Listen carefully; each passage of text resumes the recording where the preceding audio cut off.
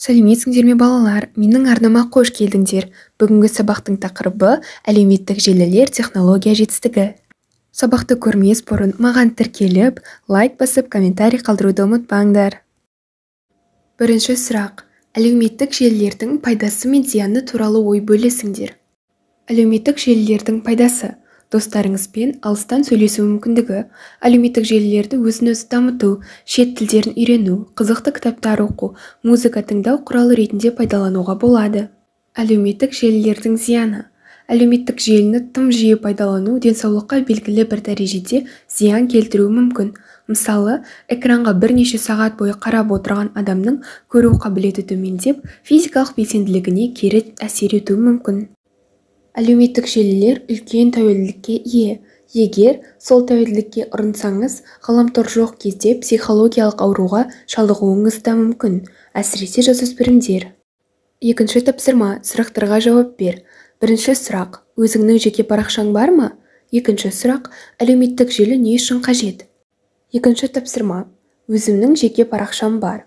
Әлеуметтік желі достарымен байланыста болу үшін, жаңалықтарды біліп отыру үшін, музыка тыңдау үшін, басқа тілдерді үйрену үшін қажет. Төртінші тапсырма, мәтіндегі негізгі және қосымша ақпаратты анықтап, графиктік диктант жаз. Төртінші тапсырма, негізгі ақпарат. Соңғы бірнеше жылдың ішінде өндірістік технология өте қарқынды дамыды.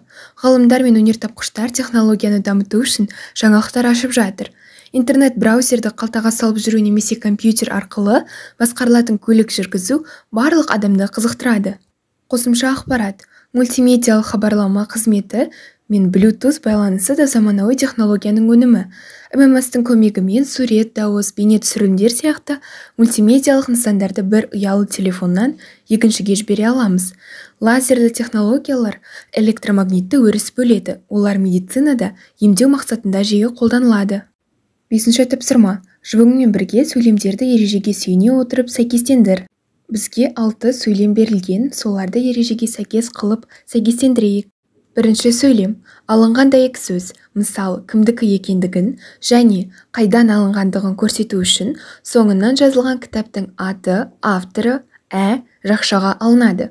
Екінші сөйлем. Бастауышта, баяндауышта атау тұлғадағы сан есімнен болса, бастауыштан кейін сызықша қойылады. Үшінші сөйлем. Өзінен бұрынғы сөздің немесе сөз тіркесінің мағынасын айқындау мақсатында қолданылған түсіндірме, мәнді қыстырма сөздер жақшаға алынады. Төртінші сөйлем. Сөйлеуші жазушы өз сөзінің ішінде басқа біреудің сөзін өзгертпей, сол қалпында қолданса, тырнақшаға алынады. Бесінші сөйлем. Сөйлемдегі ой аяқталған соң, нүкте қойылады. Алтыншы сөйлем. Драмалық шығармалардағы автордың түсініктемелері, кейіпкерлердің мінез-құлқын, қимыл-әрекетін білдіретін сөздері жақшаға алынады. Алтыншы тапсырма. Әлеуметтік желінің жетістіктері, артықшылықтары туралы жарнама құрастыр. Тыныс белгілерді дұрыс қой. Үлгі. Әлеуметтік желінің сипаты, өзгешелігі, пайдасы, бағасы, жеңілдіктері, желі туралы мәліметтерді жарнамаға сай безендіру, рәсімдеу. Әлеуметтік желі ұсынған фирманың менеджері болып сөйлеу. Сөйлемдердегі тыныс белгілерді дұрыс қолдану. Ал енді 6-шы тапсырманы өзіміз орындап көрейік. 6-шы тапсырма. Сәлеметсіздер ме? Мен Instagram әлеуметтік желісінің менеджерімін. Сіздерге Instagramның артықшылықтары мен пайдасы туралы айта кетейін. Ең басты артықшылық, біздің әлеуметтік желіде әрбір адам өзінің бизнесін дамытып, жаңа клиенттер таба алады. Сонымен қатар, Instagramда фотосуреттермен бөлісіп, өз блогыңды жүргізуге өте ыңғайлы. Тіпті блог жүргізу арқылы жарнама жасап ақша табуға да болады. Бұл өте керемет мүмкіндік. Біздің әлеуметтік желіні қолдануға кеңес береміз. Бизнес жасауға да блог жүргізуде таптырмас құрал. 7-ші тапсырма. Төмендегі тыныс белгілерін негізге ала отырып, сөйлем құрап жаз. 7-ші тапсырма. Бірінші сөйлем. Қазақ халқының ұлттық киімдері: шапан, камзол, кимешек, бешпент. Екінші сөйлем. Менің мына сұрағыма жауап берші. Қазіргі кездегі ең үлкен технологиялық жетістік қандай? Үшінші сөйлем. Мен бүгін бақытты болуым керек. Төртінші сөйлем. Туып өскен жері, елі. Бесінші сөйлем. Мұнда айқайлап, бүлік шығарып, жүгіруге қатаң тыйым салынған. 8-ші тапсырма. Тыныс белгілерінің өзіне тән ерекшелігін, қызметін, маңызын талда. Бізге семантикалық карта берілген, бізге тілдік бағдарға көп нүкте, қос нүкте, сызықша және жақша жазылған, және оған сұрақтар, жауаптар және мысалдар жазу керек. Көп нүкте, сұрақтар. Айтылуға тиісті ой аяқталмай қалғанда сөйлем соңында не қойылады? Жауап көп нүкте. Мысалы, сонымен бастап та жіберді. Осыдан қара кешке дейін. Қос нүкте, сұрақ. Бірыңғай мүшенің алдында келген жалпылауыш мәнді сөзден кейін қандай тыныс белгі қойылады?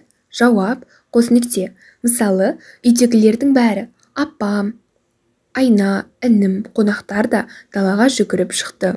Үшінші, сызықша. Сұрақ. Бастауыш пен баяндауышты байланыстырушы дегеніміз деген сөзі тұрса, одан кейін қандай тыныс белгі қойылады? Жауап сызықша. Мысалы, Мия дегеніміз қоймалы жын қорыс батпақ. Төртінші, жақша. Сұрақ. Өзінен бұрынғы сөздің немесе сөз тіркесінің мағынасын айқындау мақсатында қолданылған түсіндірме, мәнді қыстырма сөздер неге алынады? Жауап жақшаға алынады. Тоғызыншы тапсырма. Робототехника тақырыбына термин сөздерді қолданып, шығарма жаз. Сөйлемдердің тыныс белгілерін дұрыс қой. Робототехника роботтар мен автоматтандыру жүйелерін құрумен және қолданумен айналысатын қолданбалы ғылым. Ол кибернетика мен механиканың бірігуі нәтижесінде пайда болды. Алғашқы адам тәрізді роботты 1495 жылы Леонардо да Винчи жасаған. Бұл қолды қозғалтып басын айналдыра алатын рыцарь болды.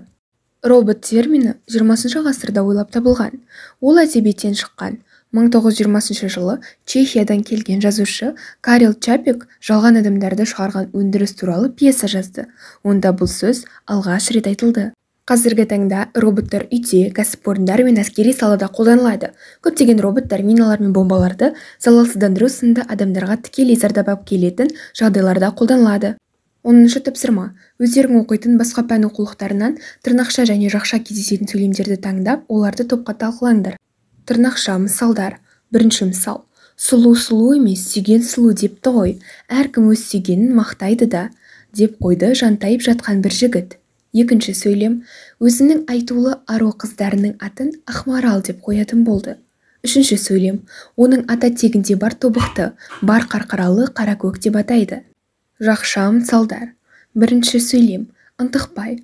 Шәрбан ағам арбасын жекті екен, тысқа шығып келші. Кетеді. Екінші сөйлем. Әдебиетті дейді марксшілдер. Тіл сияқты қоғамдағы барлық тап бірге жасамайды. Әр тап белгілі тарихи жағдайға сай өз әдебиетін туғызады. Үшінші сөйлем. Нөкеш, мінеки молдеке, 10 тиын береді. 11-ші тапсырма. Төмендегі тақырыптардың бірін таңдап жоба құрастыр. 3 тақырып берілген: ғылымдағы жаңалықтар, технология жетістіктері, қазіргі нанотехнологиялар. 11-ші тапсырма. Қазіргі нанотехнологиялар. Қазіргі таңда нанотехнологиялар үлкен сұранысқа ие болып отыр. Нанотехнологиялардың арқасында заманауи есептеуіш машиналар мен өндірістік технологиялардың тіпті дәрі-дәрмектері де өндіріліп жатыр. Нанотехнология деген сөз кішкентай өлшемді технология дегенді білдіреді.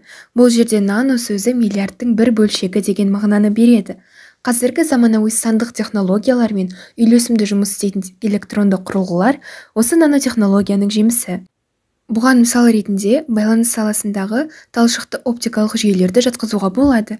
Яғни, ешқандай сынбаусыз ақпараттарды бір нүктеден екінші нүктеге ауа ағынындағы талшықтарды өз еркіміз бойынша басқару арқылы оп-оңай жеткізе аламыз. Балалар, осымен біздің сабақ аяқталды. Маған тіркеліп, лайк басып, комментарий қалдыруды ұмытпаңдар. Келесі сабақта кездескенше.